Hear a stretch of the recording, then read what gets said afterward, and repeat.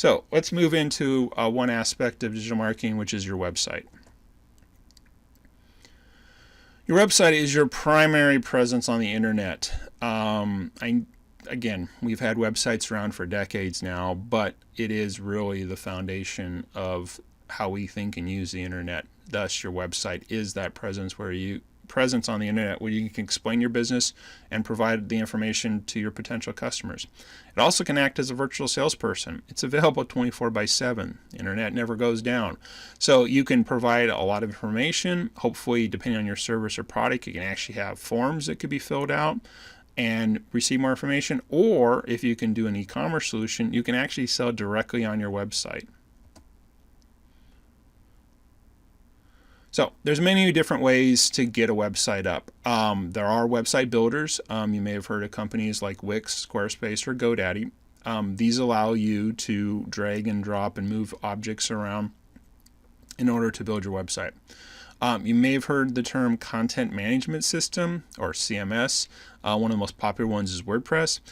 This is much more of a not necessarily do it yourself, but you can have much more control over what you're doing. You would host the website yourself. Basically, either yourself or a web developer could pretty much determine the look, the feel, the functions, the features, and things like that. If, on the other hand, you're specifically looking at e-commerce and realizing you got to take payments and inventory or shipping, there are other solutions dedicated to that. One, for example, is Shopify. It takes care of a lot of those things for you. But finally, just need to point out that a website is not a Facebook page. Yes, you can have a presence on the internet with a Facebook page, but it doesn't give you all the flexibility, and ultimately it's on Facebook's platform and you don't have as much control. So what are the benefits of having a website? Again, as mentioned earlier, the virtual salesperson concept.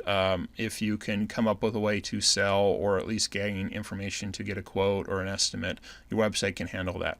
You have complete control over your website.